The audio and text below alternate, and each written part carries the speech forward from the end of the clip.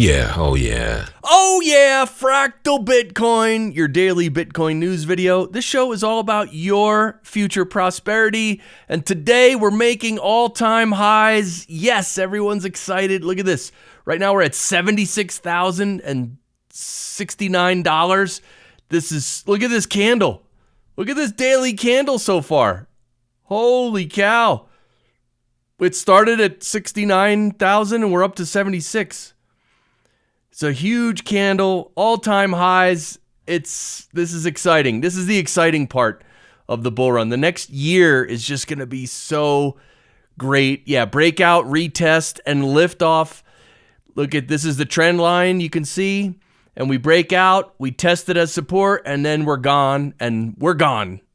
We're officially gone. Now, that doesn't mean we can't come back down and all that. So, let's not get too crazy yet, but yeah, and the new all-time high exactly matches the 2021 cycle. This is from the Rational Root.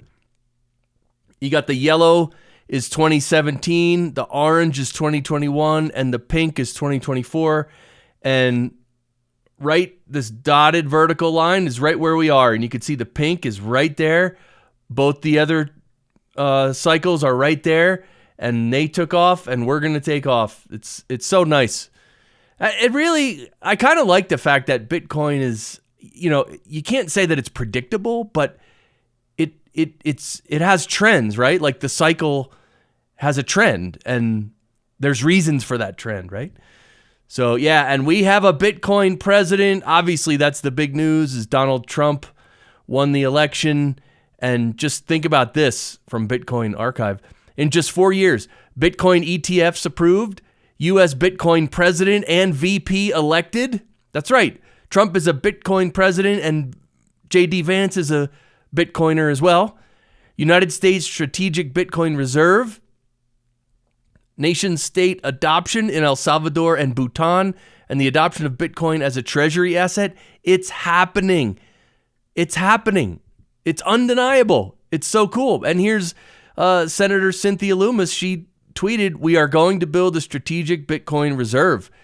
Yeah, and FrogFriend17 says, "Imagine not front-running these types of posts." Yeah, look, you could see where the government's going. They're going to start building a Bitcoin reserve. So why would you not buy some now before they start buying and the price goes up, right? I mean, and this is not financial advice, frankly. But yeah, this is interesting. Henry Ford wanted to replace gold with energy currency. Look at this headline. Ford would replace gold with energy currency and stop wars. Whoa, really? Look at that. All those years ago, Bitcoin is that currency.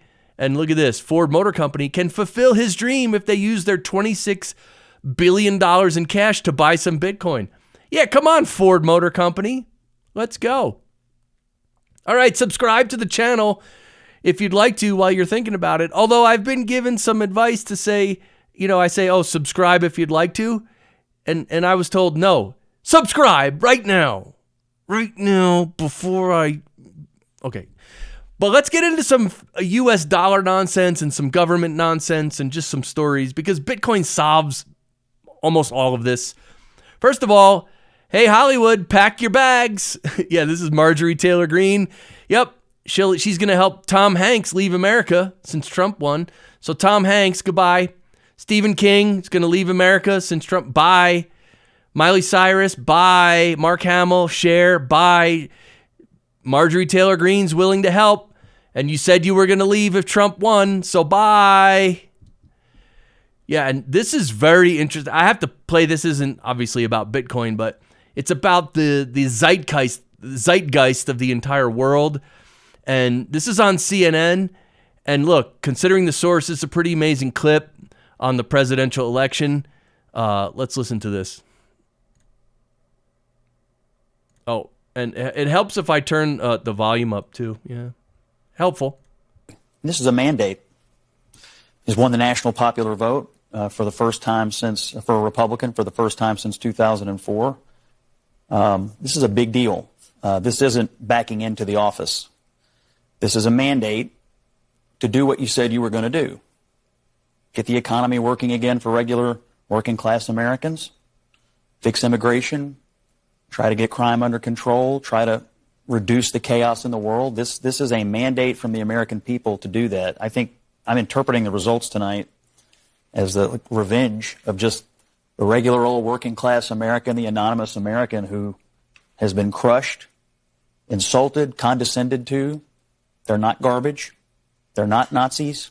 They're just regular people who get up and go to work every day and are trying to make a better life for their kids, and they feel like they have been told to just shut up when they have complained about the things that are hurting them in their own lives.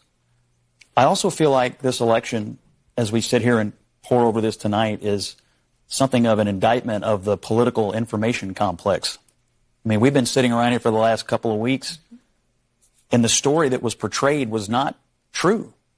I mean, we were told Puerto Rico was going to change the election. Liz Cheney, Nikki Haley voters, women lying to their husbands. Before that, it was Tim Walz and the camo hats. Night after night after night, we were told all these things and gimmicks were going to somehow push Harris over the line, and we were just ignoring the fundamentals. Inflation, people feeling like that they were barely able to tread water at best. That was the fundamentals of the election. And so I think that both parties should always look at the results of an election and figure out what went right and what went wrong. But I think for all of us who cover elections and talk about elections and do this on a day-to-day basis, we have to figure out how to understand, talk to, and listen to the half of the country that rose up tonight and said, we've had enough. There you go. And so mainstream media is dead. It's being proclaimed today. Look, they're ridiculous. The mainstream, it's not even mainstream anymore. It's corporate media. It's a better way to say it. And now it's better to say they are the legacy media. Yeah, they're dead. They lied and cheated until the end, and nobody trusts them anymore. It's stupid. It's a TV show. And so Nico here says independent media won this election hands down. Legacy media threw everything they had at Trump this time around, and no one listened. You are the media now, Anon. And Elon Musk tweets, you are the media now. And I think this is what Nico was referring to. But yeah, you are the media now. Think about that. This is profound. This is why I'm showing this. This is actually profound. Because if you really understand that the corporate media is just dead, it's not, and now it's not going to go away, but it's a joke, right? Now, and we all know that now. Like it's been proven over and over.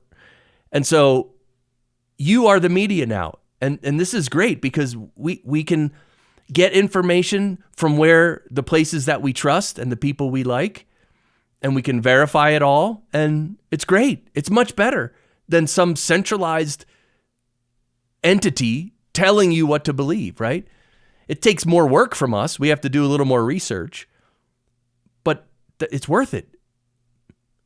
Okay, do you want to just not do any research, but then be enslaved by some corrupt corporate organizations? No. Then you do a little of your own research and figure out who to listen to, and everything's great. We can all help each other and get along. That's what's happening in Bitcoin. But yeah, both candidates are just glad they don't have to visit Pennsylvania anymore. The Babylon Bee, it's so good. Yeah, and this is bullish too. Look at this. Robert F. Kennedy. The FDA's war on public health is about to end. This includes its aggressive suppression of psychedelics, peptides, stem cells, raw milk, hyperbaric therapies, chelating compounds, ivermectin, hydroxychloroquine, vitamins, clean food, sunshine, exercise, nutraceuticals, and anything else that advances human health and can't be patented by pharma. If you work for the FDA and are part of this corrupt system, I have two messages for you. Preserve your records. Number one, preserve your records. And number two, pack your bags. Oh, I love it. Yeah, I was just talking to my wife earlier today that, this new team that Trump has around him, including Elon and Vivek and Tulsi and RFK Jr. and like if they all do what they say they want to do, this country is going to be overhauled. It's going to be beautiful. But here's the reality is we know that when politicians get in, they don't always do what they say they're going to do. And sometimes they can't do what they want to do either, right? Because the whole system gets gummed up and they can't, it's too much bureaucracy and red tape. They just can't do it. But this is, look, let's hope, right? Let's hope this is a revival of just a beautiful way of life, right? And here's a great quote I wanted to share with you. Turn your face toward the sun and the shadows will fall behind you. Yeah, that's a Maori proverb. And it's beautiful. So look, and this is what this show's all about, right? It's supporting you and us supporting each other on this journey to prosperity. And these are the things, just fundamentals of life and being a good person are so important. And taking care of yourself, taking responsibility. And there's so many fundamentals, right? And because we all just want to live good lives, right? And it's not that hard to do, but when the government gets involved, they ruin everything. So it's terrible. All right, this is our website. Everything we do is here, including this donate page. Oh yeah, click it. This is through Zaprite. You can send me Bitcoin, which I really need your support for this channel, by the way.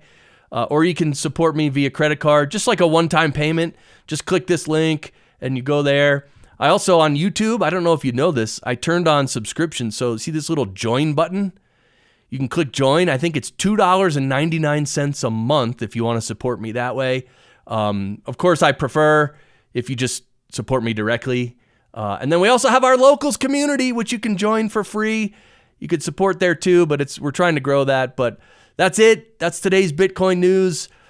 Yeah, it was kind of a fun night last night watching the election because maybe you were too, right? Kind of watching the election coverage, which, by the way, I was watching Charlie Kirk. His coverage and his team was just phenomenal, like unbelievably phenomenal election coverage. And as I'm watching the election coverage, I see on my phone, oh, something's happening with Bitcoin. Bitcoin made an all-time high. As the polls were closing and they're counting votes, Bitcoin made an all-time high. And so it was like, and then Trump was winning, and it was like, are we really going to turn this around? Like, all of our fears about authoritarian governments and the collapse of the US dollar and the collapse of our purchasing power, like, can we really turn all that around? Maybe we can. I don't know. Maybe we can. And maybe this is how it starts with Trump's second term and Bitcoin. Of course, Bitcoin is to me, it's the linchpin of everything because politics is yeah, you know. Yeah. But anyway, that's it for today. See you tomorrow for tomorrow's Bitcoin news video. All right. And enjoy. Today we keep making all-time highs. So this is the fun part. So definitely enjoy it. I'll see you tomorrow. Bye.